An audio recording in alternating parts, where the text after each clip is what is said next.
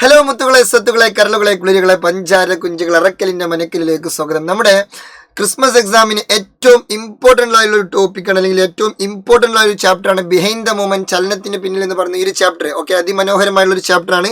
ഈ ചാപ്റ്ററിൽ നമുക്ക് ഒരുപാട് കാര്യങ്ങൾ പഠിക്കാണ്ട്. ഈ എല്ലാ കാര്യങ്ങളും വളരെ ഡീറ്റെയിൽ ആയിട്ട്, സിമ്പിൾ ആയിട്ട്, സ്ട്രക്ചർ ആയിട്ട്, കണ്ണിങ് ആയിട്ട് നമ്മൾ എന്ത് ചെയ്യാം, ഈ ഒരു ഒറ്റ കുഞ്ഞു വീഡിയോ നമുക്ക് എന്ത് ചെയ്യാം, മൊത്തത്തിൽ ഡിസ്കസ് ചെയ്യാം. ഇതിൽ ഏറ്റവും പ്രധാനപ്പെട്ട ടോപ്പിക്കുകളൊക്കെ നമുക്ക് എന്ത് ചെയ്യാം, ഈ ഒരു വീഡിയോ ഡിസ്കസ് ചെയ്യാം. നേരെ കാര്യത്തിലോട്ട് കിടക്കാം. ഓക്കെ, ഇതിൽ ആദ്യം നമുക്ക് പഠിക്കേണ്ടത് means of movement in different organism. പല ജീവികളുടെയും ചലനോപാധികൾ, അതായത് പല ജീവികളെയും ചലിപ്പിക്കാൻ, മൂവ് ചെയ്യിപ്പിക്കാൻ, മൂവ്മെന്റിന് സഹായിക്കുന്ന ലോക്കോമോട്ടറി ഓർഗനെ കുറിച്ചാണ് പഠിക്കാനുള്ളത്. അതിൽ ഒന്നാമത് ബാക്ടീരിയ. ബാക്ടീരിയന്റെ ലോക്കോമോട്ടറി ഓർഗനാണ് എന്ത്? ഫ്ലജെല്ലം. ബാക്ടീരിയ ഫ്ലജെല്ലം, ഫ്ലജെല്ലം, ഫ്ലാ ഫ്ലാ ഫ്ലാ. ഓക്കെ. രണ്ട് അമീബ. അമീബയുടെ ലോക്കോമോട്ടറി ഓർഗൻ സ്യൂഡോപോഡിയ. എന്ത് പോഡിയ? സ്യൂഡോപോഡിയ. അതിന്റെ മലയാളം സ്യൂഡോപോഡിയ. കപടപാദം എന്നാണ്, പക്ഷെ സ്യൂഡോപോഡിയ എന്ന് പഠിച്ചു വെച്ചാൽ മതി.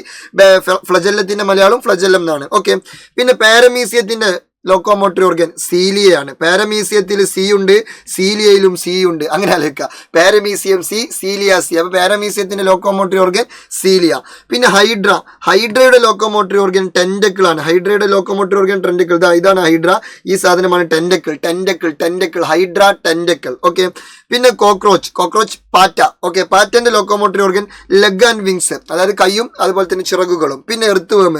എർത്ത് വേമിന്റെ locomotory organ seta, seta, seta. Okay. Seta അല്ലെങ്കിൽ സീറ്റ എന്നും വായിക്കാം. സീറ്റ എന്ന് വായിച്ചാൽ മതി, അതാണ് സുഖം. സീറ്റ. ഓക്കെ, ചീറ്റയല്ല, setae. Next one lizard. Lizard means പല്ലി. പല്ലിന്റെ എന്താണ്? ലിംസ്, അഥവാ കൈകാലുകളാണെന്ത് അതിന്റെ ലോക്കോമോട്ടറി ഓർഗനായിട്ട് വരുന്നത്. അപ്പൊ ഇതിൽ ഏറ്റവും ഇമ്പോർട്ടന്റ് ആയിട്ടുള്ളത് ബാക്ടീരിയ, അതുപോലെ തന്നെ അമീബ, പാരമീസിയം, ഹൈഡ്ര എന്നിവയാണ്. Bacteria flagellum, amoeba pseudopodia, paramecium cilia and hydra tentacles. Okay, അപ്പൊ അത് ജസ്റ്റ് ഒന്ന് ഓർത്ത് വെക്കുക. നെക്സ്റ്റ് ഇതിൽ ഇമ്പോർട്ടന്റ് ആയിട്ട് പഠിക്കാനുള്ളത് ബോഡി മൂവ്മെന്റ്സ് ഇൻ ഹ്യൂമൻസ് ആണ്. ശരീരത്തിലെ ചലനങ്ങളാണ്. മനുഷ്യ ശരീരത്തിൽ പ്രധാനമായിട്ടും 5 ടൈപ്പ് ചലനങ്ങളാണ്. ഒന്ന് സൈറ്റോപ്ലാസ്മിക് സ്ട്രീമിംഗ്, അഥവാ സൈറ്റോപ്ലാസത്തിന്റെ ഉള്ളിൽ നടക്കുന്ന അങ്ങോട്ടും ഇങ്ങോട്ടുള്ള ചലനം, അതാണ് സൈറ്റോപ്ലാസ്മിക് സ്ട്രീമിംഗ്. 2 സ്യൂഡോപോഡിയൽ മൂവ്മെന്റ് അല്ലെങ്കിൽ സ്യൂഡോപോഡിയൽ ചലനം, അതായത് സ്യൂഡോപോഡിയ WBCയിലെ സ്യൂഡോപോഡിയ എന്ന പാർട്ട് മൂവ് ചെയ്യിപ്പിക്കാൻ, WBCയിലെ മൂവ് ചെയ്യിപ്പിക്കാൻ സഹായിക്കുന്നു, അതാണ് സ്യൂഡോപോഡിയൽ മൂവ്മെന്റ്. പിന്നെ 3 ഫ്ലജെല്ലാർ മൂവ്മെന്റ്. ഫ്ലജെല്ലാർ മൂവ്മെന്റിന് ഉദാഹരണം മൂവ്മെന്റ് ഓഫ് സ്പേം ആണ്. പിന്നെ സീലിയറി മൂവ്മെന്റ് അല്ലെങ്കിൽ സീലിയറി ചലനം മൂവ്മെന്റ് ഓഫ് ഓവം ആണ് ഉദാഹരണമായിട്ട് വരുന്നത്. പിന്നെ പേശി ചലനം മസ്കുലാർ മൂവ്മെന്റ്. മസ്കുലാർ മൂവ്മെന്റ് എന്ന് പറയുമ്പോൾ മസിൽസിന്റെ കോൺട്രാക്ഷനും റിലാക്സേഷനും വഴി എന്ത് ചെയ്യുന്നു? മസ്കുലാർ മൂവ്മെന്റ് സാധ്യമാകുന്നു. അത് നിങ്ങൾക്ക് ഓൾറെഡി അറിയുന്നുണ്ടാവും. ഇപ്പൊ നമ്മൾ ഓടാനും ചാടാനും, നമ്മൾ എന്താണ് നീന്താനും, പിന്നെ അതുപോലെ തന്നെ സൈക്ലോട്ടാനും, അങ്ങനെയുള്ള പല പരിപാടികൾക്ക് ആര് സഹായിക്കുന്നു? മസ്കുലാർ മൂവ്മെന്റ് സഹായിക്കുന്നു. അപ്പോൾ ഈ ഒരു 5 ടൈപ്പ് മൂവ്മെന്റ് ആണ്. ഏതൊക്കെയാണ്? Cytoplasmic streaming, pseudopodial movement, flagellar movement, ciliary movement and last one muscular movement. Okay അല്ലേ? അപ്പോൾ മസ്കുലാർ മൂവ്മെന്റ് സ്വാഭാവികമായിട്ടും ആരാണ് സഹായിക്കുന്നത്? മസിൽസ് ആണ് സഹായിക്കുന്നത്, അല്ലെങ്കിൽ മസിൽ ടിഷ്യൂസ് ആണ് സഹായിക്കുന്നത്. മസിൽ ടിഷ്യൂ എന്തുകൊണ്ടാണ് നിർമ്മിച്ചിട്ടുണ്ടാവുക? മസിൽ സെൽസ് കൊണ്ടാണ് നിർമ്മിച്ചിട്ടുണ്ടാവുക. വെരി ഗുഡ് പോയിന്റ് ആണ്. ഓക്കെ, മസിൽ സെൽസ് കൊണ്ട് എന്ത് നിർമ്മിക്കാൻ പറ്റും? മസിൽ ടിഷ്യൂ നിർമ്മിക്കാൻ പറ്റും. അപ്പോൾ എല്ലാവർക്കും അറിയുന്ന ഒരു കാര്യമാണ്. ഏതൊരു സെൽസും കൂടി ചേർന്നാൽ എന്ത് കിട്ടും? ടിഷ്യൂസ് കിട്ടും. അതിപ്പോൾ വലിയ അത്ഭുതമുള്ള കാര്യമൊന്നുമല്ല. പക്ഷേ അതൊന്നല്ല ഇതിലെ ഏറ്റവും ഇമ്പോർട്ടൻ്റ് ആയിട്ടുള്ള പോയിന്റ്. അതായത് മസിൽ സെൽസുകൾ കൂടി ചേർന്നാൽ മസിൽ ടിഷ്യൂ കിട്ടും. അപ്പോൾ മസിൽ ടിഷ്യൂവിന്റെ ഏറ്റവും പ്രധാനപ്പെട്ട ആളാണ് ഒരു മസിൽ സെൽസ്. എന്നാൽ അതൊന്നുമല്ല, അതിനേക്കാൾ ഇമ്പോർട്ടൻ്റ് ആയിട്ട് മസിൽ ടിഷ്യൂവിൽ മാത്രം കാണപ്പെടുന്ന ചില പ്രത്യേകതരം ഫിലമെന്റ്സ് ഉണ്ട്, മൈക്രോ ഫിലമെന്റ്സ്. പ്രോട്ടീൻ കൊണ്ട് നിർമ്മിച്ചിട്ടുള്ള ചില പ്രത്യേകതരം മൈക്രോ ഫിലമെന്റ്സ് എവിടെയുണ്ട്? മസിൽ ടിഷ്യൂവിലുണ്ട്. മസിൽ ടിഷ്യൂ അഥവാ പേശികലകൾക്ക് മാത്രം പ്രോട്ടീൻ കൊണ്ട് നിർമ്മിച്ചിട്ടുള്ള ചില മൈക്രോ ഫിലമെന്റുകൾ എന്ത് ചെയ്യുന്നുണ്ട്? പ്രോട്ടീൻ തന്തുക്കൾ അതിൽ കാണപ്പെടുന്നുണ്ട്. ആ പ്രോട്ടീൻ തന്തുക്കളാണ് ആക്റ്റിൻ ആൻഡ് മയോസിൻ. എന്താണ് പേര്? Actin and myosin. ആക്റ്റിനും മയോസിനുമാണ് എന്ത്? Microfilament. എവിടെയുള്ള മൈക്രോ ഫിലമെന്റ്? മസിൽ ടിഷ്യൂ അഥവാ പേശി കലക്കുള്ളിലെ മൈക്രോ ഫിലമെന്റുകൾ ഏതാണ്? Actin and myosin. അപ്പോൾ ആക്റ്റിനെയും മയോസിനെയും കുറിച്ച് പഠിക്കണം. ആക്റ്റിനും മയോസിൻ എന്താണ്? മൈക്രോ ഫിലമെന്റുകളാണ്. ഈ ആക്റ്റിന്റെയും മയോസിനുമാണ് എന്ത് ചെയ്യുന്നത്? ഈ മസിൽ മൂവ്മെന്റ് എന്ത് ചെയ്യുന്നത്? ഭയങ്കര സ്മൂത്ത് ആക്കുന്നത്. അതായത് ഈ ആക്റ്റിന്റെയും മയോസിന്റെയും പ്രവർത്തനം മൂലമാണ് എന്ത് ചെയ്യുന്നത്? പേശികൾ സങ്കോചിക്കുകയും പൂർവ്വസ്ഥിതി പ്രാപിക്കുകയും ചെയ്യുന്നത്. By the action of these micro filaments such as actin and myosin they helps to contract and relax. അത് മസിൽസിനെ കോൺട്രാക്ട് ചെയ്യാനും റിലാക്സ് ചെയ്യാനും സഹായിക്കുന്നു. That enables the body movements. അതാണ് എന്ത് ചെയ്യുന്നത്? ബോഡി മൂവ്മെന്റ്സിന്, ശരീര ചലനത്തിന് എന്ത് ചെയ്യുന്നത്? സാധ്യമാക്കുന്നത്. ഓക്കെ. പിന്നെ പഠിക്കാനുള്ളത് ഈ ആക്റ്റിന്റെയും മയോസിന്റെയും ഒരു ലൊക്കേഷനാണ്. അതായത് ഈ ഒരു ചിത്രം തരും. ഈ ചിത്രത്തിൽ നോക്കൂ, ഈ സൈഡിലുള്ള സാധനം ഉണ്ടല്ലോ, അതാണ് ആക്റ്റിൻ. എന്നാൽ മിഡിലിൽ ചുവപ്പ് കളറിലുള്ളതാണ് എന്ത്? മയോസിൻ. സൈഡിൽ ബ്ലൂ കളറിലുള്ളത് ആക്റ്റിനും, മിഡിലിൽ ചുവപ്പ് കളറിലുള്ളത് മയോസിനും. അപ്പൊ ബ്ലൂ കളറിലുള്ളത് ആക്റ്റിനും, ചുവപ്പ് കളറിലുള്ളത് മയോസിനും എന്ന് പഠിച്ചു വെച്ച് പോയി കഴിഞ്ഞാൽ പ്രശ്നമാണ്. കാരണം question paper black and white ആയിരിക്കും, അപ്പൊ പെട്ടുപോകും. അപ്പൊ നിങ്ങൾ ഇങ്ങനെ ഓർത്ത് വെച്ചാൽ മതി. അതായത് സൈഡിലുള്ളതാണ് ഇത്. അത് 2 സൈഡിലുള്ള ചങ്ങായിമാരാണ്.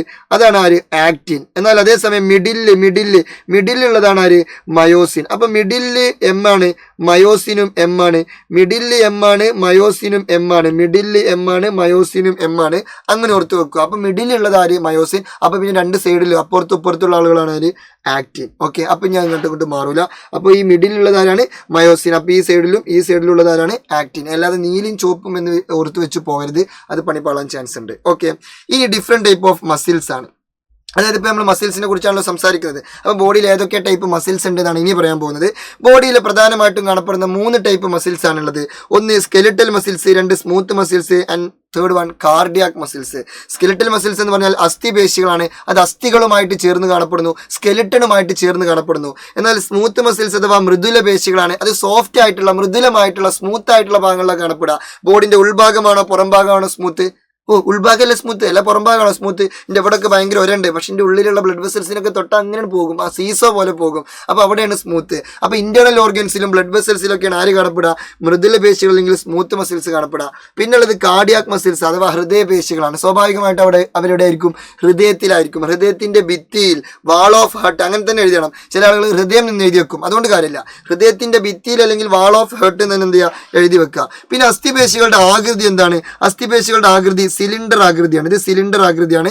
എന്നാൽ സ്മൂത്ത് മസിൽസിന്റെ ആകൃതി സ്പിൻഡിൽ ഷേപ്പാണ്. സ്പിൻഡിൽ ഷേപ്പ്, ഇതാ സ്പിൻഡിൽ ആകൃതിയാണ്, സ്പിൻഡിൽ ഷേപ്പിലാണ്. പിന്നെ കാർഡിയാക് മസിൽസിന് അങ്ങനെ പ്രത്യേകം ആകൃതി മെൻഷൻ ചെയ്യുന്നില്ല, പക്ഷെ അതിനെന്തുണ്ട്? ബ്രാഞ്ചുകളുണ്ട്. നിങ്ങൾ ഈ ചിത്രം നോക്കിയാൽ മനസ്സിലാവും, ഇതൊരു കാർഡിയാക് മസിൽസിന്റെ ചിത്രം. അവിടെ നിന്ന് ഇങ്ങനെ വന്നിട്ട് ഇങ്ങോട്ട് പോകാം. പിന്നെ ഇത് അതിൽ കൂടി ഇങ്ങനെ വന്നാൽ ഇങ്ങനെ 2 സ്ഥലത്തേക്ക് പോകാം, ഇതിൽ കൂടി 2 സ്ഥലത്തേക്ക് പോകാം.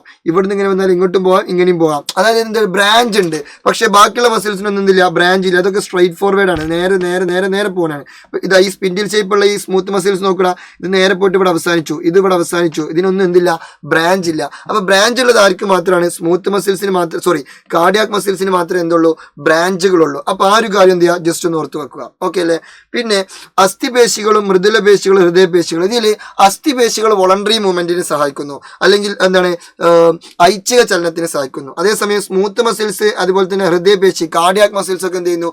ഇൻവോളണ്ടറി മൂവ്മെന്റ് അഥവാ അനൈച്ഛിക ചലനത്തിന് സഹായിക്കുന്നു. അപ്പൊ എല്ലാവർക്കും ഒരു ഡൗട്ട് ഉണ്ടാവും, എന്താണ് വോളണ്ടറി മൂവ്മെന്റ് അല്ലെങ്കിൽ ഇൻവോളണ്ടറി മൂവ്മെന്റ് എന്നുള്ളത്? അതാണ് ഇനി നമ്മൾ ഡിസ്കസ് ചെയ്യാൻ പോകുന്നത്. അതായത് what are voluntary and involuntary muscles, write the example for each. അല്ലെങ്കിൽ ഐച്ഛിക അനൈച്ഛിക ചലനങ്ങൾ എന്താണ്? അതിന് ഉദാഹരണം എഴുതാനാണ് പറയുന്നത്. സിമ്പിൾ ആണ്. അതായത് വോളണ്ടറി മസിൽസ് അല്ലെങ്കിൽ വോളണ്ടറി മൂവ്മെന്റിനെ സഹായിക്കുന്ന മസിൽസ് ആണ് എന്ത്? Voluntary muscles. അത്രേ ഉള്ളൂ.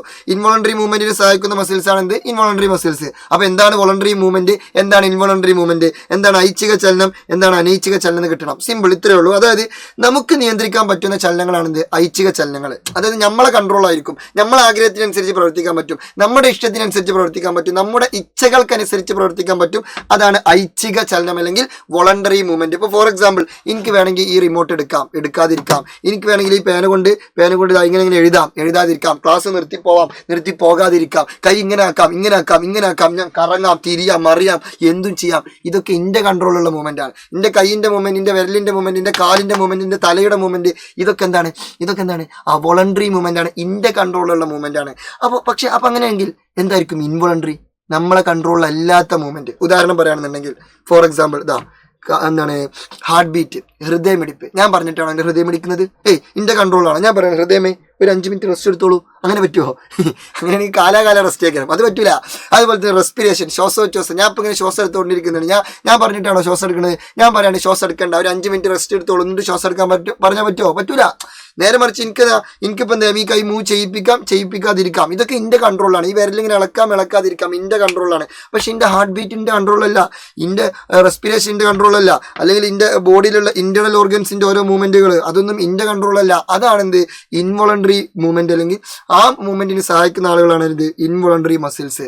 അപ്പൊ ബുദ്ധി വെച്ച് പറയും, ഇവിടെ സ്കെലിറ്റൽ മസിൽസ്, അത് അസ്ഥിപേശികളാണ്, അസ്ഥിയുമായിട്ട് ചേർന്ന് കാണപ്പെടുന്നതാണ്. അതായത് നമ്മളെ ഈ ബോൺസ്, നമ്മളെ ഈ സ്കെലിറ്റൽ സിസ്റ്റമായിട്ട് കാണപ്പെടുന്ന ആളാണ് ഈ സ്കെലിറ്റൽ മസിൽസ്.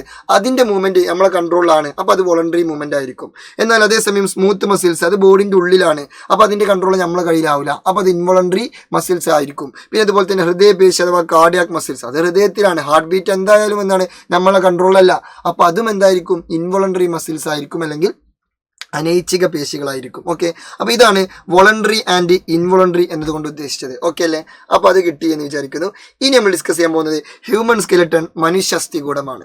മനുഷ്യാസ്ഥികൂടം ഭയങ്കര സിമ്പിളാണ്. അതായത് മനുഷ്യാസ്ഥികൂടത്തിൽ നമുക്ക് രണ്ടായി തരംതിരിക്കാം, ആക്സിയൽ സ്കെലട്ടൺ എന്നും അപ്പെൻഡിക്കുലാർ സ്കെലട്ടൺ എന്നും. അതായത് ഒരാളെങ്ങനെ കറക്റ്റ് ഒരാളെ സ്കെലട്ടൺ ഇങ്ങനെ കറക്റ്റ് സ്റ്റഡി ആയിട്ട് എടുത്തു, എന്നിട്ട് ഇവിടെ ഇങ്ങനെ ഒരു കറക്റ്റ് ഒരു ആക്സിസ് ഇങ്ങനെ വരച്ചു. അപ്പോൾ ആക്സിസ് ഇങ്ങനെ വരച്ചു കഴിഞ്ഞാൽ ആ ആക്സിസിൽ ഒരു നേരെ ഒരു വരൻ വരച്ചു കഴിഞ്ഞാൽ ആ വരക്കകത്ത് ഉൾപ്പെടുന്ന കുറേ എല്ലുകൾ ഉണ്ടാവും. അപ്പോൾ അവിടെ തലയോട്ടിയിൽ കുറേ എല്ലുകൾ അത് ഇതിനകത്ത് ഉൾപ്പെടും. പിന്നെ ഇവിടെ വാരിയല്ലുണ്ട്. ഈ വാരിയല്ലൊക്കെ ഈ കറക്റ്റ് ഈ ആക്സിസിനോട് കണക്റ്റഡ് ആയിട്ടുണ്ടാവും. അപ്പോൾ അങ്ങനെയുള്ള എല്ലുകളൊക്കെയാണ് അങ്ങനെയുള്ള എല്ലുകളൊക്കെ ഒരു ടീമാണ്. അതാണ് ആക്സിയൽ സ്കെലട്ടൺ. എന്ത് സ്കെലട്ടൺ?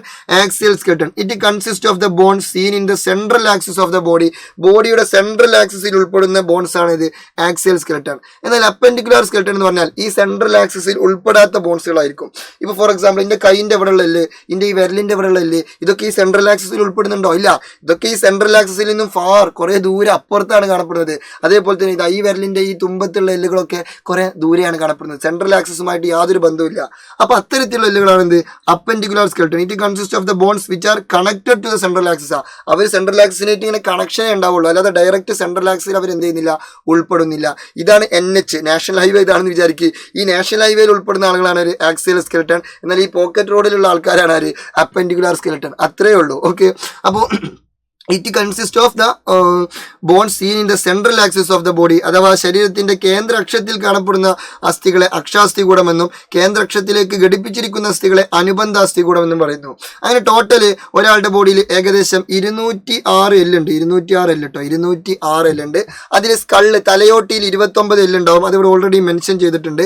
പിന്നെ സ്റ്റേണം എന്ന് പറഞ്ഞാൽ മാറല്ലാണ്. അതാകെ ഒറ്റൊന്നേ ഉണ്ടാവുള്ളൂ. സ്റ്റേണം ഒന്നേ ഉണ്ടാവുള്ളൂ, മാറൽ ഒന്നേ ഉണ്ടാവുള്ളൂ. സ്റ്റേണം സിംഗിൾ ആണെന്ന് ആലോചിക്കുക, അപ്പോൾ ഒന്നേ ഉള്ളൂ. പിന്നെ റിബ്സ് മീൻസ് വാരിയല്ലാണ്. വാരിയലിൽ 24 ഉണ്ടാവും. 24. പിന്നെ നട്ടെല്ല് 26 ഉണ്ടാവും. വെർട്ടിബ്രൽ കോളം 26 ഉണ്ടാവും. പിന്നെ പെക്ടോറൽ ഗേഡിൽ എന്ന് പറഞ്ഞാൽ ഈ ഭാഗത്തെ ജോയിന്റ് ആണ്. ഈ ഭാഗത്തെ ജോയിന്റ് എന്ന് പറയുമ്പോൾ ഇവിടെ 2 എല്ലുണ്ടാവും, ഇവിടെയും 2 എല്ലുണ്ടാവും. അപ്പോൾ ടോട്ടൽ എത്ര എണ്ണായി? 4 എണ്ണായി. അതാണ് ഇവിടെ 4 എന്ന് കൊടുത്തിട്ടുള്ളത്. ഇനി അതേസമയം പെൽവിക് ഗേഡിൽ ഇപ്പോൾ നമ്മൾ കൈ പ്ലേസ് ചെയ്ത ഈ ഭാഗം ഉണ്ടല്ലോ, ഇത് പെക്ടോറൽ ഗേഡിൽ. അതേപോലെ കാല്, ഈ ബെൽറ്റ് ഒക്കെ കിട്ടുന്ന ആ ഭാഗത്ത് കാല് പ്ലേസ് ചെയ്തിട്ടുണ്ടാവും. അതിനെ വിളിക്കുന്ന പേരാണെന്ത്? പെൽവിക് ഗേഡിൽ. എന്ത് ഗേഡിൽ? പെൽവിക് ഗേഡിൽ അഥവാ ശ്രോണി വലയം. അത് ഒരു കാൽമ ഒന്നും മറ്റേ കാൽമ ഒന്നും. അപ്പോൾ ടോട്ടൽ എത്ര ഉണ്ടാവും? 2 ഉണ്ടാവും. ഓക്കെ, പിന്നെ അടുത്തത് കൈകളിൽ ഇവിടുന്ന് ഇങ്ങോട്ട് ഒരു കൈമ 30 എല്ലാം ഉണ്ടാവുക. അതേപോലെ ഇവിടുന്ന് ഇങ്ങോട്ട് 30 എല്ലാം ഉണ്ടാവും. ടോട്ടൽ 60 എല്ല്. ഇനി അതുപോലെ തന്നെയാണ് കാലിൻ്റെ കേസും. ഒരു കാലിന് ഇവിടെ ഈ ഒരു തൊടൻ്റെ ഈ ബെൽറ്റ് കെട്ടുന്ന ഈ ഒരു ഭാഗം മുതൽ താഴെ വരെ 30 എല്ലുണ്ടാവും. അതുപോലെ തന്നെ മറ്റേ കാലിലും 30 എല്ലുണ്ടാവും. അങ്ങനെ ടോട്ടൽ 60 എല്ല്. ഓക്കെ, ഇത് മൊത്തത്തിലൊന്ന് കൂട്ടി നോക്കി, അപ്പോൾ നമുക്ക് കറക്റ്റ് കിട്ടും. 60 120 2 122 122 4 126. അപ്പോൾ അപ്പെൻഡിക്കുലാർ സ്കെലട്ടൺ അനുബന്ധ അസ്ഥികൂടത്തിൽ 126 എല്ലുണ്ട്. ഇതൊന്ന് കൂട്ടി നോക്കൂ. അതായത് 29 എല്ല് സ്കള്ളിലുണ്ട്, തലയോട്ടിയിലുണ്ട്. 1 എല്ല് സ്റ്റേണം, അപ്പോൾ 30 ആയി. പിന്നെ 30 റിബ്സ് 24, അപ്പോൾ 54. പിന്നെ 54 വെർട്ടിബ്രൽ കോളത്തിൽ എത്ര എണ്ണാണ്? 26. അപ്പോൾ 54 6 60, പിന്നെ 60 20 80. അപ്പോൾ ടോട്ടൽ എത്ര സ്കെലട്ടനായി? എത്ര എല്ലായി? 80 എല്ലായി. അപ്പോൾ ഇവിടെ 80, പിന്നെ ഇപ്പുറത്ത് എത്രയാണ്? 126. അപ്പോൾ 126 80 കൂട്ടിക്കഴിഞ്ഞാൽ 206. ഇതാണ് ടോട്ടൽ കണക്ക്. അടിപൊളിയല്ലേ? അടിപൊളിയാണ്. ഓക്കെ, ഇനി നമ്മൾ ഡിസ്കസ് ചെയ്യാൻ പോകുന്നത് അസ്ഥിയുടെ ഘടനയാണ്. സ്ട്രക്ചർ ഓഫ് ബോൺ ആണ്. സ്ട്രക്ചർ ഓഫ് ബോൺ വളരെ സിമ്പിളാണ്. അതായത് ഇപ്പോൾ ബോൺ വളരെ സംഭവമാണ്. നമ്മളിപ്പോൾ ഡീറ്റെയിൽ ആയിട്ട് വിശദീകരിച്ചു. ഈ ബോണിനെ നമ്മൾ എന്ത് ചെയ്യണം? അപ്പോൾ നല്ല രീതിയിൽ പ്രൊട്ടക്ട് ചെയ്യണം, അല്ലെങ്കിൽ പ്രശ്നമാണ്. അപ്പോൾ ബോണിനെ കൃത്യമായിട്ട് പ്രൊട്ടക്ട് ചെയ്യാൻ വേണ്ടിയിട്ട് ബോണിൻ്റെ ചുറ്ററും ഒരു കവറിംഗ് ഉണ്ട്. ബോണിൻ്റെ ചുറ്ററും എന്തുണ്ട്? ഒരു കവറിംഗ് ഉണ്ട്. ആ കവറിങ്ങിനെ വിളിക്കുന്ന പേരാണ് പെരിയോസ്റ്റിയം. എന്താണ് പേര്? Periosteum. Very very important point ആണ്. ഇവിടെ ഏറ്റവും ഇമ്പോർട്ടൻ്റ് ആയിട്ടുള്ള പോയിന്റ് ഇതാണ്, പെരിയോസ്റ്റിയം. നമ്മൾ ഹൃദയത്തിന് ചുറ്ററും ഒരു കവറിംഗ് ഉണ്ട്, പെരികാർഡിയം എന്ന് പറയും. എന്നാൽ ശ്വാസകോശത്തിന് ചുറ്റും ഒരു കവറിംഗ് ആണ്, അത് പ്ലൂറ എന്ന് പറയും. അതുപോലെ തന്നെ നമ്മുടെ ബോൺസിനെ കവർ ചെയ്യാൻ വേണ്ടിയിട്ട് ഒരു കവറിംഗ് ഉണ്ട്, അതാണ് പെരിയോസ്റ്റിയം. പെരി എന്നൊന്നും എഴുതി വെക്കരുത്, പെരിയോസ്റ്റിയം. ഓക്കെ, പിന്നെ ബോണിൽ മാത്രം കാണപ്പെടുന്ന ഒരു പ്രത്യേക തരം കോശമുണ്ട്, അതാണ് ഓസ്റ്റിയോബ്ലാസ്റ്റ് കോശങ്ങൾ. എന്ത് കോശങ്ങൾ? ഓസ്റ്റിയോബ്ലാസ്റ്റ് കോശങ്ങൾ, ഓസ്റ്റിയോബ്ലാസ്റ്റ് സെൽസ്. നമ്മൾ പണ്ട് പല്ലിൽ മാത്രം ഒരു കോശം കാണപ്പെടുന്നു എന്ന് പഠിച്ചിരുന്നു, 2ാമത്തെ ചാപ്റ്ററിൽ, ഡൈജഷൻ്റെ ചാപ്റ്ററിൽ, ഒഡൻറ്റോബ്ലാസ്റ്റ് സെൽസ്. അതുപോലെ നമ്മുടെ എല്ലിൽ മാത്രം കാണപ്പെടുന്ന ഒരു പ്രത്യേക തരം കോശമാണെന്ത് ഓസ്റ്റിയോബ്ലാസ്റ്റ് സെൽസ്. ബ്ലാസ്റ്റേഴ്സിനെ ആലോചിക്കുക, അപ്പൊ കിട്ടും ഓസ്റ്റിയോബ്ലാസ്റ്റ് സെൽസ്. പിന്നെ ബ്ലഡ് വെസൽസും നെർവ്സും ലിംഫ് വെസൽസും അങ്ങനെയുള്ള സാധനങ്ങളൊക്കെ എവിടെ കാണപ്പെടുന്നുണ്ട്? നമ്മുടെ എല്ലിൽ കാണപ്പെടുന്നുണ്ട് എന്നാണ് പറയുന്നത്. അത് നമുക്ക് എല്ലാവർക്കും അറിയുന്ന കാര്യമാണ്. പിന്നെ എല്ലിന് നല്ല കട്ടിയുണ്ട്. എന്തുകൊണ്ടാണ് എല്ലിന് നല്ല കട്ടി എന്ന് ചോദിച്ചാൽ കാൽഷ്യവും ഫോസ്ഫേറ്റും കൊളാജൻ പ്രോട്ടീനും സാൾട്ടൊക്കെ എന്ത് ചെയ്യുന്നു? എല്ലിന് provide hardness and strength to bones നല്ല സ്ട്രെങ്ത്തും ഹാർഡ്നെസ്സും കൊടുക്കുന്നു. ഏതൊക്കെ സാധനങ്ങൾ? കാൽഷ്യം, പിന്നെ ഫോസ്ഫേറ്റ്, കൊളാജൻ പ്രോട്ടീൻ ഒക്കെ. അപ്പോൾ കാൽഷ്യം കുറഞ്ഞാൽ എല്ലിൻ്റെ ശക്തി കുറയും. എന്താണ്? പിന്നെ ഫോസ്ഫേറ്റ് കുറഞ്ഞാൽ എല്ലിൻ്റെ ശക്തി കുറയും. അപ്പോൾ calcium, phosphate, collagen protein, salt ഇവരൊക്കെയാണ് എന്ത് ചെയ്യുന്നത്? നമ്മുടെ എല്ലിനൊരു കട്ടി കൊടുക്കുന്നത്. ഓക്കെ അല്ലേ? അത് കഴിഞ്ഞു. ഇനി അടുത്തതാണ് ഇത് കാർട്ടിലേജ്, തരുണാസ്ഥി. എന്താ കാർട്ടിലേജ് എന്ന് ചോദിച്ചാൽ, നിങ്ങളെല്ലാവരും ബ്രോസ്റ്റൊക്കെ കഴിക്കുന്ന ആളുകളായിരിക്കും, കഴിച്ചിട്ടുണ്ടാവും ബ്രോസ്റ്റൊക്കെ, അല്ലെങ്കിൽ കോഴി പീസ് എന്തായാലും കഴിച്ചിട്ടുണ്ടാവുമല്ലോ. കോഴിന് ലെഗ് പീസൊക്കെ കഴിക്കുമ്പോൾ ലാസ്റ്റ് അതിൻ്റെ ഏറ്റവും ടോപ്പിൽ ഒരു വെളുത്ത ഭാഗം ഉണ്ടാവും. ആ എല്ലിൻ്റെ മുകളിൽ ഒരു വെളുത്ത ഭാഗം, ആ വെളുത്ത ഭാഗമാണ് ആക്ച്വലി എന്ത്?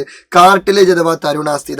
ഈ ഒരു വെളുത്ത ഭാഗമാണ് കാർട്ടിലേജ് അല്ലെങ്കിൽ തരുണാസ്ഥി. അതിൻ്റെ പ്രത്യേകത എന്താണെന്ന് വെച്ചാൽ അത് എല്ലിൻ്റെ അത്ര കട്ടി ഉണ്ടാവും, പക്ഷേ എല്ലിൻ്റെ അത്ര കട്ടി ഉണ്ടാവില്ല. പിന്നെ എല്ലിനേക്കാൾ ഫ്ലെക്സിബിൾ ആയിരിക്കും. ഫ്ലെക്സിബിൾ ആയിരിക്കും. അപ്പൊ ഇത്തരത്തിൽ കാർട്ടിലേജ് ഒരു കണക്റ്റീവ് ടിഷ്യൂ ആണ് which is softer and more flexible than bones. എല്ലിനേക്കാൾ സോഫ്റ്റ് ആയിരിക്കും ആൻഡ് എല്ലിനേക്കാൾ ഫ്ലെക്സിബിൾ ആയിരിക്കും. Softer and more flexible than bones. അതിനെ വിളിക്കുന്ന പേരാണ് എന്ത്? കാർട്ടിലേജ് അല്ലെങ്കിൽ തരുണാസ്ഥി. ഓക്കെ, അത് എവിടെയൊക്കെ കാണപ്പെടുന്നു ചോദിച്ചാൽ കൈമുട്ടിൽ കാണപ്പെടും, കാൽമുട്ടിൽ കാണപ്പെടും, പിന്നെ അതേപോലെ തന്നെ നമ്മുടെ മൂക്കിന്റെ ടിപ്പിൽ കാണപ്പെടും, പിന്നെ ഈ ചെവിക്കുടയിൽ കാണപ്പെടും. അങ്ങനെ കുറെ സ്ഥലങ്ങൾ അത് കാണപ്പെടുന്നുണ്ട്. These are present in elbows. Elbow means എന്താണ്? കൈമുട്ട്, നീസ് കാൽമുട്ട്, ankle, at the tip of ribs വാരിയലിന്റെ ടിപ്പിൽ കാണപ്പെടുന്നുണ്ട്. പിന്നെ between the vertebra of the vertebral column, vertebral കോളത്തിലെ വെർട്ടിബ്രന്റെ ഇടയിൽ കാണപ്പെടുന്നുണ്ട്. പിന്നെ പിന്നയിൽ കാണപ്പെടുന്നുണ്ട്. പിന്നെ at the tip of the നോസിന്റെ ടിപ്പിൽ കാണപ്പെടുന്നുണ്ട്. പിന്നെ ട്രക്കയിൽ കാണപ്പെടുന്നുണ്ട്. അതായത് അവിടെ പോയി ശ്വാസനാളത്തിലും കാണപ്പെടുന്നുണ്ട്. അങ്ങനെ കുറെ സ്ഥലങ്ങൾ അത് എന്ത് ചെയ്യുന്നുണ്ട്? കാണപ്പെടുന്നുണ്ട്. പിന്നെ അതിന്റെ ഒരു പ്രത്യേകത എന്താണെന്ന് ചോദിച്ചാൽ അതെന്ത് ചെയ്യുന്നു? ആക്ച്വലി എന്തിനാണ് ഇത് കാണപ്പെടുന്നതെന്ന് ചോദിച്ചാൽ ഇതിന്റെ ഫംഗ്ഷൻ എന്താണെന്ന് ചോദിച്ചാൽ ഇപ്പോൾ ഈ രണ്ടെല്ല് കൂടിച്ചേരുന്ന ഈ ഭാഗത്താണല്ലോ ഈ സാധനം കാണപ്പെടുന്നത്, ഈ കാർട്ടിലേജ്. അപ്പോൾ അത് എന്തിനാന്ന് ചോദിച്ചാൽ ഈ രണ്ടെല്ലുകൾക്കിടയിലുള്ള ഫ്രിക്ഷൻ കുറക്കാൻ വേണ്ടിയിട്ടാണ്. ഈ രണ്ടെല്ലുകളും തമ്മിലുള്ള തട്ടലും മുട്ടലും ഒരസലും പൊട്ടല് ചീറ്റല് എന്ന് വെച്ചാൽ അത് പച്ച മലയാളത്തിൽ പറയുകയാണെന്നുണ്ടെങ്കിൽ അത് എന്താണ്? അവർ തമ്മിലുള്ള പ്രശ്നങ്ങൾ ഒത്തുതീർപ്പാക്കാൻ വേണ്ടിയിട്ടാണ് എന്ത് ചെയ്യുന്നത്? ഇവിടെ ഒരു കാർട്ടിലേജ് കൊണ്ടുവച്ചിട്ട്. കാരണം ഇവർ രണ്ടാളും എപ്പോഴും ഇങ്ങനെ നേർക്കുനേർ നിൽക്കുകയാണ്. ഓക്കെ, അപ്പൊ റെഡ്യൂസ് ഫ്രിക്ഷൻ കുറക്കുന്നു. അപ്പൊ ഫ്രിക്ഷൻ എന്നുള്ള ഒരു വാക്ക് മാത്രം ഓർത്ത് വെച്ചാൽ മതി. ഘർഷണം കുറക്കാൻ വേണ്ടിയിട്ടാണ്, ഇവർ തമ്മിലുള്ള ഘർഷണം, ഉരസലും പൊട്ടലും ചീറ്റലും ഒക്കെ കുറക്കാൻ വേണ്ടിയിട്ടാണ് അവിടെ അങ്ങനെ ഒരു സാധനം കൊണ്ടുവച്ചിട്ടുള്ളത്. ഓക്കെ അല്ലേ? അപ്പൊ അത് കഴിഞ്ഞു. ഇനി നമ്മൾ ഡിസ്കസ് ചെയ്യാൻ പോകുന്നത് ജോയിന്റിനെ കുറിച്ചാണ്. ജോയിന്റ് അതായത് രണ്ടെല്ലുകൾ തമ്മിൽ കൂടിച്ചേരുന്ന ആ ഒരു കണക്ഷൻ ആണ് എന്ത്? ജോയിന്റ് സിമ്പിൾ ആണല്ലോ, നമുക്ക് എല്ലാവർക്കും അറിയാം. The bones are connected to each other by joint വെച്ചിട്ടാണ് എന്ത് ചെയ്യുക? ബോൺസുകൾ പരസ്പരം കണക്ട് ചെയ്യുക. അപ്പൊ ഇതാണ് ഒരു ടിപ്പിക്കൽ ജോയിന്റിന്റെ പിക്ചർ കേട്ടോ. ഇതൊരു ജോയിന്റിന്റെ പിക്ചറാണ്. ആ ജോയിന്റിൽ കുറെ ആളുകൾ ഉണ്ടാവും. ആരൊക്കെ ഉണ്ടെന്ന് ചോദിച്ചാൽ പ്രധാനമായിട്ടും രണ്ടാൾക്കാരുണ്ടാവും, രണ്ടെല്ലുകൾ. ഓക്കെ, കാരണം ആ രണ്ടെല്ലുകൾ കൂടി ചേരുന്ന ഭാഗമാണ് ജോയിന്റ്. പിന്നെ ഈ രണ്ടെല്ലിനെയും പരസ്പരം കണക്ട് ചെയ്ത് കണ്ടൊരു സാധനം ഉണ്ട്, അതാണ് ലിഗമെന്റ്. എന്താണ്? ലിഗമെന്റ്. ഈ രണ്ടെല്ലിനെയും പരസ്പരം കണക്ട് ചെയ്തിട്ട് ആരുണ്ടാവും? ലിഗമെന്റ് ഉണ്ടാവും. പിന്നെ ഈ ലിഗമെന്റിന്റെ ഉള്ളിൽ വേറൊരു സാധനം ഉണ്ട്, അതാണ് എന്ത്? ക്യാപ്സ്യൂള്. ക്യാപ്സ്യൂളിന്റെ പരിപാടി എന്താ വെച്ചാൽ ഈ ബോൺസിന്റെ മൂവ്മെന്റ് സ്മൂത്ത് ആക്കുക എന്നുള്ളതാണ് ക്യാപ്സ്യൂളിന്റെ പരിപാടി. ഓക്കെ, പിന്നെ ഇവിടെ ഒരു വയലറ്റ് കളറിൽ ഈ സാധനമാണ് എന്ത്? ഈ മുന്തിരി കളറിലുള്ള ഈ സാധനമാണ് എന്ത്? Synovial membrane. ആ സൈനോവിയൽ മെംബ്രെയിൻ്റെ പ്രത്യേകത എന്താണെന്ന് വെച്ചാൽ സൈനോവിയൽ മെംബ്രെയിനിൽ എന്തുണ്ട്? ഒരുപാട് സൈനോവിയൽ സെൽസ് ഉണ്ട്. സൈനോവിയൽ മെംബ്രെയിനിൽ എന്തുണ്ട്? സൈനോവിയൽ സെൽസ് ഉണ്ട്. ആ സൈനോവിയൽ സെൽസ് എന്ത് ചെയ്യുന്നു? സൈനോവിയൽ ഫ്ലൂയിഡ് പ്രൊഡ്യൂസ് ചെയ്യുന്നു. എന്ത് ഫ്ലൂയിഡ്? Synovial fluid. സൈനോവിയൽ സ്തരത്തിലെ സൈനോവിയൽ കോശങ്ങൾ എന്ത് ചെയ്യുന്നു? സൈനോവിയൽ ദ്രവത്തെ ഉൽപ്പാദിപ്പിക്കുന്നു. ഈ സൈനോവിയൽ ദ്രവമാണ് എന്ത് ചെയ്യുന്നത്? ഇവിടെ നമ്മളൊരു ലൂബ്രിക്കൻ്റ് ആയിട്ട് ആക്ട് ചെയ്യുന്നത്. അത് നമുക്ക് പഠിക്കാനില്ല എന്നാലും ജസ്റ്റ് ഒന്ന് മനസ്സിലാക്കി വെക്കുക. നമ്മളിപ്പോൾ ഈ സൈക്കിളിൻ്റെ ചങ്ങലൊക്കെ ടൈറ്റ് ആയാൽ എണ്ണയും ഗ്രീസൊക്കെ തേച്ച് കൊടുക്കുമല്ലോ, അതേ പരിപാടിയാണ് എന്ത് ഇവിടെ ഈ രണ്ട് എല്ലുകൾ തമ്മിലുള്ള ആ ഒരു എന്താണ് ഒരസലും പൊട്ടലൊക്കെ ഒഴിവാക്കാൻ വേണ്ടിയിട്ടാണ് എന്ത് ചെയ്യുന്നത്? ഇവിടെ ഈ synovial membrane synovial fluid produce ചെയ്യുന്നത്. ഓക്കെ അല്ലേ? അപ്പോൾ അതും ജസ്റ്റ് ഒന്ന് ഓർത്ത് വെക്കുക. പിന്നെ ഇവിടെ ഓൾറെഡി എന്തുണ്ട്? കാർട്ടിലേജ് ഉണ്ട്. ഞാൻ നേരത്തെ പറഞ്ഞു രണ്ടെല്ലുകൾ തമ്മിൽ കൂടിച്ചേരുന്ന ഭാഗത്ത് എന്തുണ്ടാവും? കാർട്ടിലേജ് ഉണ്ടാവും. എന്താണ് അവരുടെ പരിപാടി? ഫ്രിക്ഷൻ അല്ലെങ്കിൽ ഘർഷണം കുറക്കുക. അത് തന്നെയാണ് ഇവിടുത്തെയും പരിപാടി. സിമ്പിൾ ആണ്. അപ്പോൾ ജോയിന്റ് കഴിഞ്ഞു. ഓക്കെ, അങ്ങനെയെങ്കിൽ എത്ര ടൈപ്പ് ജോയിന്റ് ഉണ്ട് എന്നുള്ളതാണ് സിമ്പിൾ. ഏതൊക്കെ ടൈപ്പ് ജോയിന്റ് ഉണ്ട്? 4 ടൈപ്പ് ജോയിന്റ് ഉണ്ട്. പിവറ്റ് ജോയിന്റ് അഥവാ കീലസന്ധി, ബോൾ ആൻഡ് സോക്കറ്റ് ജോയിന്റ് അഥവാ ഗോളരസന്ധി, ഹിഞ്ച് ജോയിന്റ് അഥവാ വിജാഗിരി സന്ധി, ഗ്ലൈഡിംഗ് ജോയിന്റ് അഥവാ തെന്നി നീങ്ങുന്ന സന്ധി. അപ്പോൾ pivot joint, hinge joint, ball and socket joint, gliding joint, കീലസന്ധി, വിജാഗിരി സന്ധി, തെന്നി നീങ്ങുന്ന സന്ധി ആൻഡ് ഗോളരസന്ധി. 4 സന്ധികളെ കുറിച്ച് പഠിക്കുക. ഇനി എന്താണ് പിവറ്റ് ജോയിന്റ് അല്ലെങ്കിൽ എവിടെയാണ് ഇത് കാണപ്പെടുന്നത് എന്നുള്ളതാണ്. പിവറ്റ് ജോയിന്റ് വളരെ സിമ്പിൾ ആണ്. The joint at the point of skull means at first vertebra. എന്താ സംഭവം? അതായത് സ്കള് മീൻസ് തലയോട്ടി. തലയോട്ടി എന്ത് ചെയ്യുന്നു? തലയോട്ടി meets at the first vertebra, നട്ടെല്ലിന്റെ ആദ്യ കശേരു തലയോടുമായി ചേരുന്ന ഭാഗം. എന്ന് വെച്ചാൽ ഇപ്പൊ ഫോർ എക്സാമ്പിൾ ഇതാണ് എന്റെ തലയോട്ടി. ഈ തലയോട്ടി കഴിഞ്ഞാൽ പിന്നെ ഇവിടുന്ന് ഇങ്ങോട്ടുള്ള ഭാഗം ഉണ്ടല്ലോ, ഇതാണ് എന്ത്? നട്ടെല്ല്. അപ്പൊ ഈ നട്ടെല്ല് ഇവിടുന്ന് തുടങ്ങും, ഇവിടുന്ന് തുടങ്ങിയിട്ട് ഇങ്ങനെ താഴെ വരെ ഉണ്ടാവും. അപ്പൊ നട്ടെല്ലിന്റെ ഫസ്റ്റ് എല്ലാം എവിടെ ആയിരിക്കും? ഈ ഒരു ടോപ്പിലായിരിക്കും. ആ ടോപ്പിന്റെ മുകളിലുള്ളത് ആരാണ്? തലയോട്ടിയാണ്. അപ്പൊ തലയോട്ടിയും ഈ ടോപ്പിലുള്ള ഫസ്റ്റ് തെല്ലുണ്ടല്ലോ, അവര് തമ്മിലൊരു കണക്ഷൻ ഉണ്ടാവും. അതാണ് എന്ത്? ആ കണക്ഷൻ അല്ലെങ്കിൽ ആ ജോയിന്റ് ആണ് എന്ത്? ആ ജോയിന്റ് ആണ് പൈവറ്റ് ജോയിന്റ് അല്ലെങ്കിൽ പിവറ്റ് ജോയിന്റ് അല്ലെങ്കിൽ കീലസന്ധി. The joint at the point of skull എന്ത് ചെയ്യുന്നു? Meets at the first vertebra, നട്ടെല്ലിലെ ആദ്യ കശേരുവുമായിട്ട് തലയോട് ചേരുന്ന ഭാഗം അല്ലെങ്കിൽ തലയോട് ചേരുന്ന സന്ധി, അതാണ് പിവറ്റ് ജോയിന്റ്, കീലസന്ധി. ഈ കീലസന്ധിന്റെ പ്രത്യേകത എന്താ വെച്ചാൽ വശങ്ങളിലേക്കുള്ള ചലനം സാധ്യമാക്കും. These enable side to side movement. അതായത് എനിക്ക് ഈ ഒരു സാധനം ഇങ്ങോട്ട് തിരിക്കാം പറ്റുമല്ലോ, ഇങ്ങോട്ട് തിരിക്കാം പറ്റൂലേ? പറ്റും. ഇങ്ങോട്ടും പറ്റും. അതായത് ഈ വശങ്ങളിലേക്കും രണ്ട് വശങ്ങൾക്ക് ഈ സൈഡുക്കും മൂവ് ചെയ്യാം. അല്ലാതെ ഇത് എനിക്ക് ഇങ്ങനെ കറക്കാൻ പറ്റുമോ? ഇല്ല. മൊത്തത്തിൽ ഇങ്ങനെ കറക്കാൻ പറ്റില്ലല്ലോ. എനിക്കിത് ഇത്രേ പറ്റുള്ളൂ, സൈഡ് ടു സൈഡ് മൂവ്മെന്റേ ഉള്ളൂ, അല്ലെങ്കിൽ വശങ്ങളിലേക്കുള്ള ചലനേ പറ്റുള്ളൂ. അതാണ് പിവറ്റ് ജോയിന്റിന്റെ പ്രത്യേകത. ഇനി രണ്ടാമത്തത് ബോൾ ആൻഡ് സോക്കറ്റ് ജോയിന്റ്, ഗോളരസന്ധി. ബോൾ ആൻഡ് സോക്കറ്റ് ജോയിന്റ് കാണപ്പെടുന്നത് ഷോൾഡർ ജോയിന്റിലും ഹിപ്പ് ജോയിന്റിലും. അതാ ഇവിടെ ഈ ഷോൾഡർ ജോയിന്റിലും അതുപോലെ തന്നെ കാല് പ്ലേസ് ചെയ്ത് വെച്ച് ഭാഗമുണ്ടല്ലോ, ഹിപ്പ് ജോയിന്റ്, അവിടെയാണ് ഇത് കാണപ്പെടുന്നത്. ഇതിന്റെ പ്രത്യേകത എന്ന് വെച്ചാൽ enable movement in all direction, എല്ലാ ഭാഗത്തേക്കും തിരിക്കാൻ പറ്റും. ഇപ്പൊ നോക്കടാ, എനിക്കിത് ഇങ്ങനെ കറക്കാം, ഇങ്ങനെ കറക്കാം, ബാക്ക് കറക്കാം, ഇങ്ങോട്ട് കറക്കാം, ഇങ്ങനെ കറക്കാം, അങ്ങനെ എനിക്ക് പല രീതിയിൽ എന്ത് ചെയ്യാം? ഈ സാധനം ഇങ്ങനെ കറക്കാം, അത് ഇങ്ങനെ മിന്നിച്ച് കറക്കാം, ഇങ്ങോട്ട് അങ്ങനെ പല ഡൈവേഴ്ഷനിൽ എനിക്ക് എന്ത് ചെയ്യാം? കറക്കാൻ പറ്റും. പിന്നെ ഇത് ഇങ്ങനെയൊക്കെ തിരിക്കാൻ പറ്റും, ബാക്കൊക്കെ ഇങ്ങനെ തിരിച്ചുകൊണ്ടൊക്കെ വരാൻ പറ്റും. പക്ഷെ നമ്മളെ ബോഡി അത്ര ഫ്ലെക്സിബിൾ അല്ല. അപ്പൊ ഈ ജിംനാസ്റ്റിക്സ് ഒക്കെ ചെയ്യുന്ന ആളുകളുണ്ട്, അവരുടെ ബോഡിയൊക്കെ ഫ്ലെക്സിബിൾ ആക്കണം, അവർക്കൊക്കെ ഇത് ഇങ്ങനെയൊക്കെ കറക്കാൻ പറ്റും. നമ്മൾ പിന്നെ എന്ത് ചെയ്യുന്നത്? തീരെ എക്സസൈസ് ഒന്നും ചെയ്യുന്നില്ല, അതുകൊണ്ടാണ്. ഓക്കെ, അപ്പൊ എല്ലാ ഭാഗത്തേക്കും ചലനം സാധ്യമാകുന്ന മൂവ്മെന്റ് ആണ് ഇത് ബോൾ ആൻഡ് സോക്കറ്റ് ജോയിന്റ് അഥവാ ഗോളരസന്ധി. പിന്നുള്ളത് ഹിഞ്ച് ജോയിന്റ് ആണ്. ഹിഞ്ച് ജോയിന്റിന്റെ പ്രത്യേകത എന്ന് വെച്ചാൽ അഥവാ വിജാഗിരി സന്ധി. വിജാഗിരി മീൻസ് ജനലിന്റെ ഒരു സൈഡിലുണ്ടാവും ഒരു സംഭവം, ഒരു കമ്പി പോലത്തെ സെറ്റപ്പ്, അതാണ് വിജാഗിരി അല്ലെങ്കിൽ ഹിഞ്ച്. ഈ ജനലിന്റെ പ്രത്യേകത എന്താ? ഒരു ഭാഗത്ത് മാത്രമേ തുറക്കാൻ പറ്റുള്ളൂ, അല്ല രണ്ട് ഭാഗത്ത്. വീടിന്റെ ഉള്ളിലേക്ക് ജനൽ തുറക്കാൻ പറ്റുമോ? ഇല്ല. പുറത്തേക്ക് ജനൽ തുറക്കാൻ പറ്റുള്ളൂ. അതെന്ന് വെച്ചാൽ ഒരു ഭാഗത്തേക്ക് മാത്രമേ മൂവ്മെന്റ് ഉള്ളൂ. Enables movement towards one side, അതായത് ഒരു ഭാഗത്തേക്ക്, ഒരു വശത്തേക്ക് മാത്രം ചലനം സാധ്യമാക്കുന്നു. Movement in only one direction. അതിന് ഉദാഹരണമാണെന്ത്? കൈമുട്ട്, കാൽമുട്ടൊക്കെ. ഓക്കെ, ദ നീ ആൻഡ് എൽബോ. ഇപ്പൊ ഒരു ഉദാഹരണം പറയുകയാണെങ്കിൽ നോക്കൂ, എൻ്റെ കൈമുട്ട് എനിക്ക് ഇങ്ങോട്ട് മാത്രമല്ലേ മൂവ് ചെയ്യിപ്പിക്കാൻ പറ്റുള്ളൂ, അല്ലാതെ ഒരു എന്റർടൈൻമെന്റ്, ഒരു രസത്തിന് ഇത് എടുത്താണ്ട് ഇങ്ങനെ പറ്റുമോ? അത് ചിന്തിക്കാനേ പറ്റില്ല. അത് ഇങ്ങനെ എടുത്താണ്ട് താഴേക്ക് മൂവ് ചെയ്യിപ്പിക്കാൻ പറ്റുമോ? പറ്റൂല. ഇതാകെ ഇങ്ങോട്ട് മാത്രമേ മൂവ് ചെയ്യിപ്പിക്കാൻ പറ്റുള്ളൂ. അപ്പൊ enables movement in only one direction, ഒരു ഡിറക്ഷനിലേക്ക് മാത്രമേ മൂവ് ചെയ്യിപ്പിക്കാൻ പറ്റുള്ളൂ, അല്ലാതെ ഒരു രസത്തിന് ഇതിങ്ങനെ എടുത്ത് താഴേക്കോ അല്ലെങ്കിൽ ഇതിങ്ങനെ എടുത്ത് ചെരിച്ച് കാരണം ഇങ്ങനെ വളച്ച് തിരിക്കാനൊന്നും പറ്റൂല. പൊട്ടിയാണ് പോകും, വിഷയമാവും.